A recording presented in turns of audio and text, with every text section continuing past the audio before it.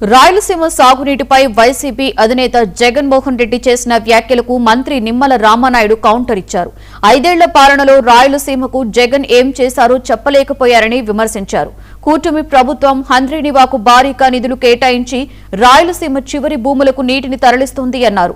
శ్రీశైలం నుండి రోజుకి 11,500 క్యూసెక్ల నీటిని రాయలసీమకు తరలిస్తున్నామని తెలిపారు. సాగునీటి ప్రాజెక్టులు, రైతుల గురించి మాట్లాడే అర్హత జగన్ కు లేదని మంత్రి నిమ్మల రామానాయుడు తీవ్ర వ్యాఖ్యలు చేశారు. 5 ఏళ్లు మీ పరిపాలన, 52 సీట్లుంటే 49 సీట్లు గెలిపించారు ఆ రోజు 2019లో. 5 ఏళ్లలో అంత ఘన విజయం ఇస్తే మరి మీ 5 ఏళ్లలో ఆ యొక్క రాయలసీమకి ఏం చేశామో గుండెల మీద చేసుకుని జగన్మోహన్ రెడ్డి గారు చెప్పగలరా అని ప్రశ్నిస్తూ ఉన్నాం. ఈవేళ శ్రీశైలం గురించి మాట్లాడుతూ ఉన్నారు మీరు. మరి అదే శ్రీశైలం ప్రాజెక్టు ప్రమాదంగా ఉంది, వెనువెంటనే ఆ ప్లంజిపూల్కి మరామతులు చేయాలి, లేకపోతే తెలుగు జాతి ఒక ప్రాజెక్టును కోల్పోయేటువంటి ప్రమాదం ఉందని సాక్షాత్తు సిడబ్ల్యూసి సైతం హెచ్చరికలు పెడితే 5 సంవత్సరాలు ఎందుకు శ్రీశైలం వైపు కన్నెత్తి చూడలేదు?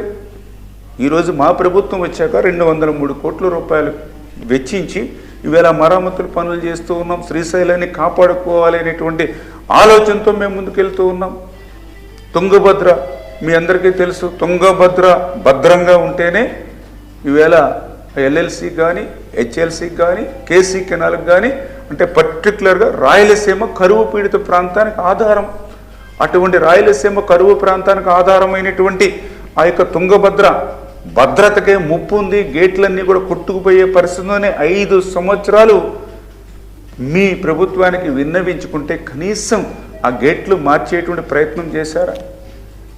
మీరు చేసినటువంటి పాపం మొన్న మాకు శాపంగా మారి మొన్న చూసాం. 2024లో 19వ గేటు కొట్టుకుపోతే మళ్ళీ వాటర్ ఫ్లో ఉండగా చరిత్రలో మొదటిసారిగా ఆ గేట్ను కూడా బిగించడమే కాదు, 33 గేట్లు కూడా మళ్ళీ కొత్తగా ఏర్పాటు చేసి ఈరోజు ఆ తుంగభద్రలో 105 టీఎంసీలు నీటిని నిలపగలిగేటువంటి విధంగా ఆ గేట్లు కూడా మేము ఓపెన్ చేస్తాం. మరి 5 సంవత్సరాల మీ పాలనలో ఆ యొక్క కరువు ప్రాంతానికి ఆధారమైనటువంటి ఆ యొక్క తుంగభద్రకు కన్నెత్తి ఎందుకు చూడలేదో ఈరోజు సమాధానం చెప్పవలసిన అవసరం ఉంది.